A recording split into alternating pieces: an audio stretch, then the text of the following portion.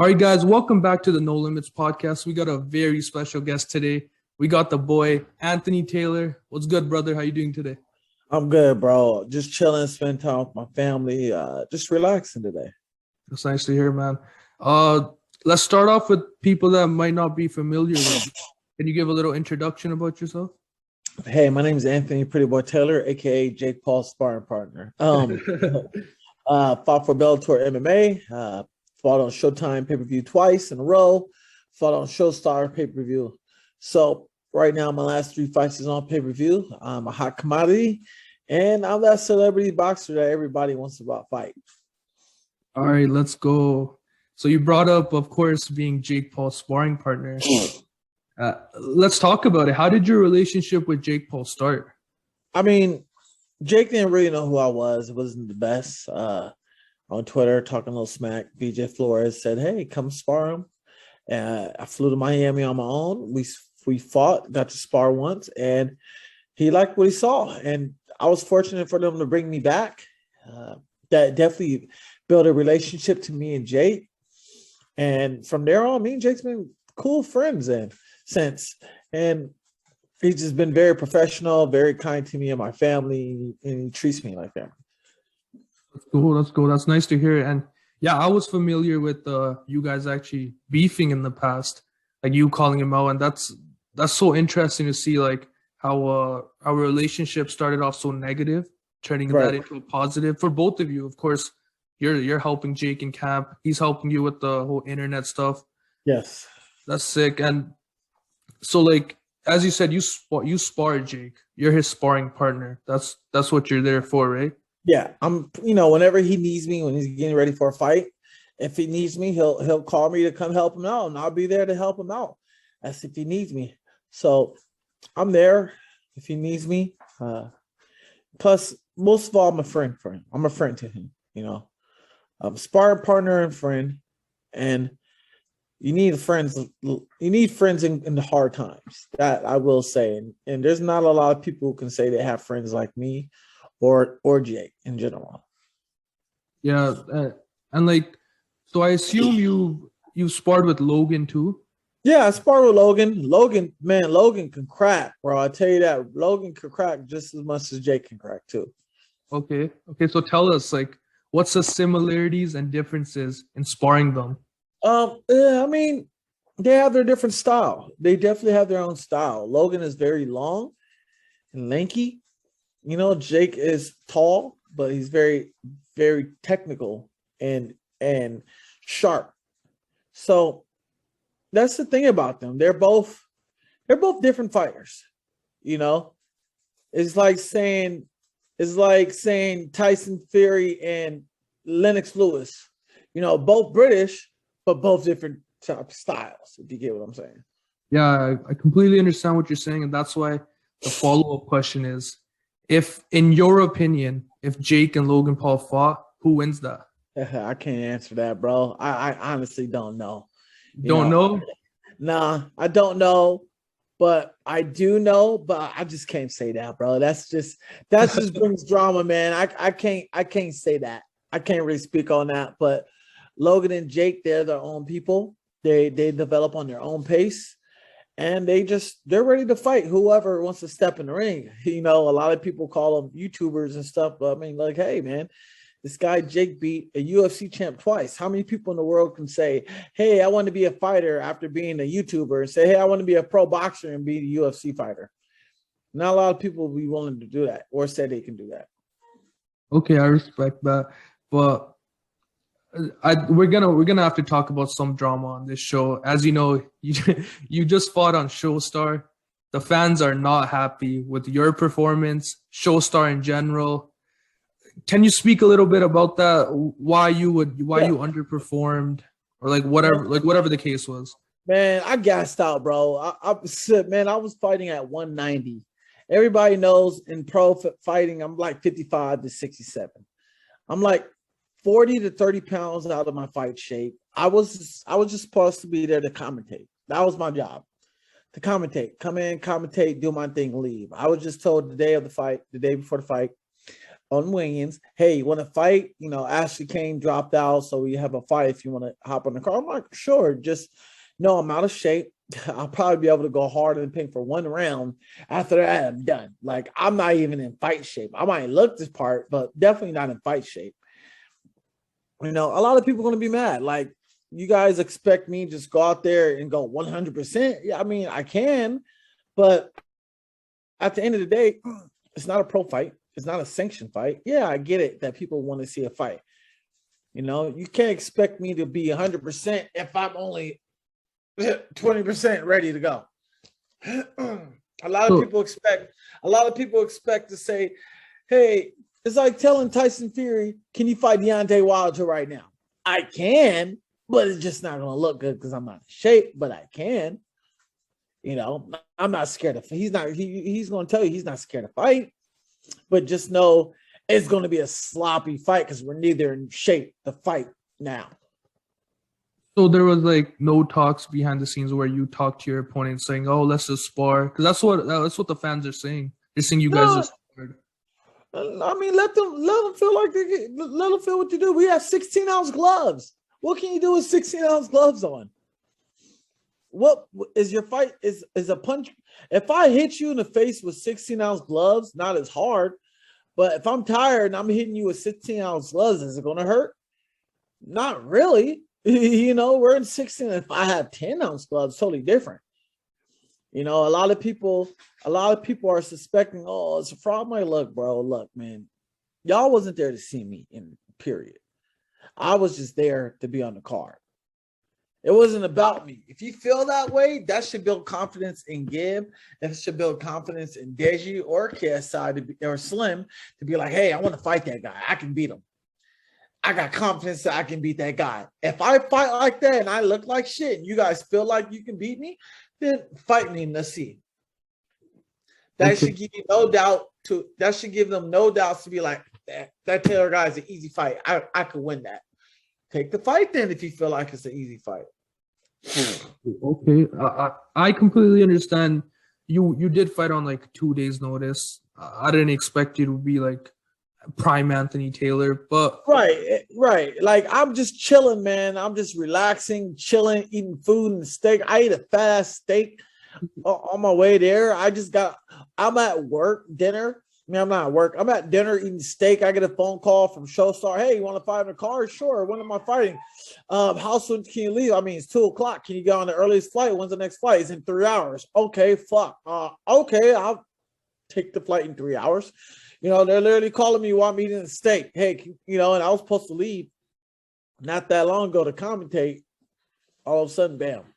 You know, I was supposed to come there the day of the event. You know, I just got the call the day before. Hey, can you come in 3 hours? Yeah, sure. Showstar was a shit show all around. Everyone can agree with that. Like, do you have any like behind the scenes story that shed light on Showstar or make it worse? Like, what's some behind the scenes? Showstar, in my opinion, Showstar had a successful event as far as putting on a show. It was a good show. It was entertaining and successful. I feel like they could have did better with the judges, protecting them where they felt comfortable, where they didn't feel hostile. Like, come on, bro. Like, let's be honest, man. The judging there was totally different from the judges in America. Like, at least in America, they're not afraid to be like, hey, I'm in a hostile environment, but I'm gonna still give it to the American. Like, a fight's a fight. If you know you lost that, do the right thing. No one's just gonna, you know what I'm saying? Like, put yourself around fighters put yourself in that position. Look how hard these guys train. They sacrifice, they put their bodies, they can die, potentially die, and you're over here trying to cover your ass by saying this guy won when he clearly did it. So you want to cover your ass. You know, and that Tyson Fury brought that up. I don't want my son doing the sport if he's training his ass off and he's fighting and winning the fight and they give it to the other guy. That's heartbreaking. That's that's definitely a heartbreaking moment. So I can say that the judges needed to improve. That was it. Judges and security. Fair enough. And we're talking about you fighting, but people might not know the backstory. How did you become a fighter? What made you want to become a fighter? I just, going, some guy found me at 24 Hour Fitness, saw me working out, said, "Hey man, you look like you're athletic and you built. You ever box?" Nope. I done amateur boxing and not professional. He's like, "Hey, come be a fighter." That's what I did. And bam, I'm fighting on Bellator 2016. Bam, I'm fighting with Jake Paul 21. And bam, I've been on Showtime and talking to you. That's awesome. Like how that guy basically kind of changed your life. Am I right? Yeah, no, absolutely. I overall, I'm a fighter. I'm not a fighter. I'm an entertainer. Overall, I'm just an entertainer. Entertainer does it all: fight, dance, act, model, sing, rap. I can do it all. I'm not just a one-dimensional person. A lot of people are upset from the Showstar event. Hey, I get it. Yeah, I'll be upset too because you didn't see a fucking knockout. Hey, that tells a lot that, hey, people know if I would have won the fight, it would have been a different story. You know what I'm saying? It would have everybody like, "Oh, great job, pretty boy." But, I lost and people's upset. That just clarifies that I should have won that fight. Yeah. So one thing you said is you're an entertainer, which I find smart. I think what most fighters are missing is the entertainment aspect to them. And what you're doing right now is also very smart. Is how you're calling out YouTubers, how you want to be a part of that YouTube boxing community, as it's very loyal. Who are some YouTube boxers you want to fight in the future? Definitely want to fight Slim. Mm-hmm. Slim, Deji, Gibb, King Kenny. King Kenny kind of bitched up on me. He don't want them problems, talking all this shit. His trainer talking big as if he can fight. None of them dudes want it. Adam Sella, he's scared to fight. These guys talking about they want to be fighters, but when you get someone who's a mediocre boxer, why not fight me? I'll fight any of these YouTubers. I'll fight them. I'll fight 3 YouTubers in one day. They'll each get 2 rounds. They'll each get 2 rounds apiece, and I'll fight all 3 of them. That's 6 rounds. I go straight, and then I'll fight 2 of them each 2 rounds. Another guy you've been beefing with a lot, which I think is a really realistic fight that might happen, is Dean the Great. Do you have a message for Dean the Great and Happy Punch Promotion? I just say send the contract when you're ready. Let me know when and where the time. Okay. Place and time, location. Just send it and I'll be there. Let me know how much he can weigh, max up. Let me know how much he can gain weight, and I'll figure it out on my own. Just send location, send the date, time, and the contract. That's all I care about. He does all this talking. He does all this talking. Let him talk. Everybody knows. I keep saying, send the contract in. Send the contract. So what? Yeah, and I saw you tweet out about Slim. Like, how did that name come up, Slim? Like, what makes you want to fight him? Slim just talking about he need a fight. He looking for a fight. Hey, I'm here, man. If you want to fight, let's do it. I'll come to Dubai and whoop your ass. I like that. Whoever I can get hold of, if I can get hold of anybody from Dubai, I'll go there and kick his ass. Money kicks and get it too. Whoever won it, I'll come to Dubai and fight whoever won it. Pro boxers, whatever. They want to do that, pay me, and I'll come out there and fight you. You want all the smoke, man. What can I say? Hey, I welcome and chose violence. I'm a real fighter. These guys talking about a fighter. Hey, you want a fighter? Fight a fighter. Don't call yourself a fighter fighting YouTubers. That's called abuse, bro. Like, let's be honest. It's called abuse. Fair enough. And next thing I wanted to talk about is, I think this is where a lot of people became familiar with you, is when you fought Tommy Fury on the Jake Paul undercard, right? Mm-hmm. Talk about your experience fighting Tommy, fighting on Showtime, fighting on a Jake Paul undercard.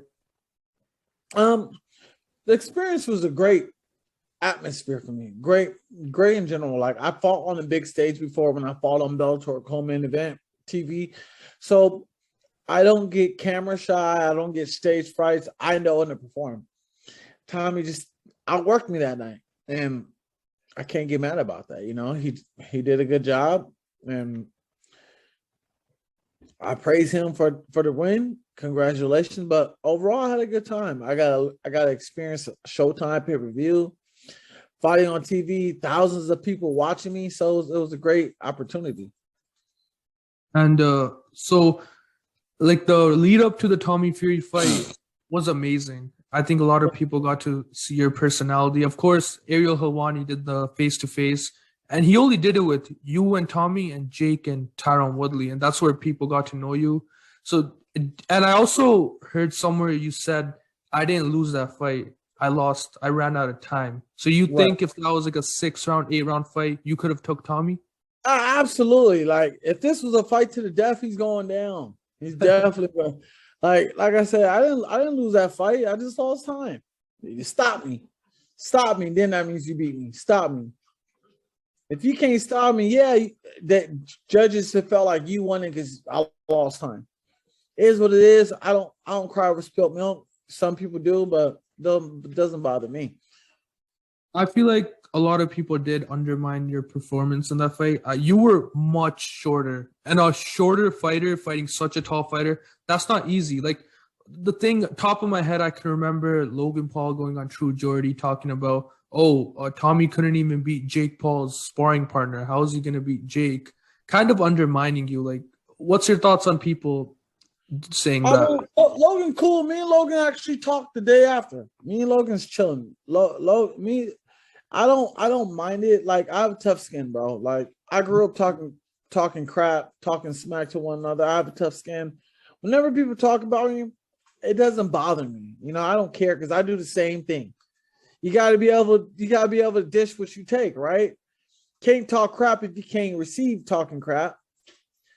You know, I can't make fun of you if I can't handle somebody making fun of me. That's how I look at it, like that. If I'm talking crap, hey, talk crap too. It ain't gonna get me mad, you know. I don't care. You know, if I'm talking about I'm gonna beat you up and you beat me up, hey, kudos. You got your job done. But we still gonna do it again eventually. Yeah, that's, I think, how it should be, especially in the fight game. You have to have tough skin, am I right? Right. Okay, so next, I think we got to get a No Limits exclusive. You're close with Jake Paul. You have any word on what's in the future for Jake Paul, future opponents, future fight dates? Like, I mean, don't be surprised if you fight in the UFC, man, against Conor McGregor. There you go. Okay. Don't be surprised if you see him in the UFC fighting Conor McGregor. So that's in the talks? Who knows? Okay. So what about in the boxing world? Who are some future opponents? That right there, I would love to give you exclusively, but I just don't know. Jake focus right now is Amanda Serrano. Once he's done with that, then I'll probably know what's going on after that. But right now, his focus is Amanda Serrano. Okay, so but then who would you like for Jake to fight next in boxing? I mean, of course, it would be people would love to see him fight Tommy Fury, but who knows what he has in store? We don't know if he probably fight Floyd. We don't know if he'll probably fight Roy Jones, Anderson Silva. We don't know. I'm just throwing names. Maybe Canelo. I don't know. Jake is going to do Jake, and Jake's going to do his best for sales, pay-per-view, his career, and everything. That's all you need to say. That's what you know about Jake. But all right, man, the final topic. I don't want to keep you on for much long. I want you to give some advice to future boxers, MMA fighters, future fighters, like the youth, people that want to get into the fighting world. Give some advice to them.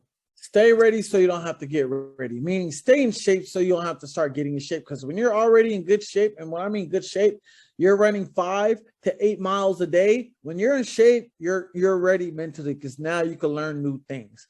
It's not about what you do at the gym, it's what you're doing after the gym. Are you eating healthy when you're not at the gym? Are you running your extra miles after the gym? Are you sleeping enough, getting a lot of rest for your body to heal itself? That's my advice. Hey, man, thank you. This has been a great interview.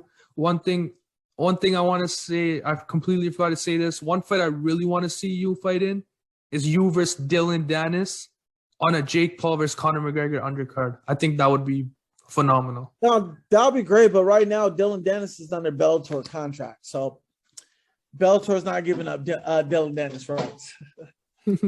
All right, thank you, brother. Thank you for coming on No Limits. You need that picture, right? Let's go.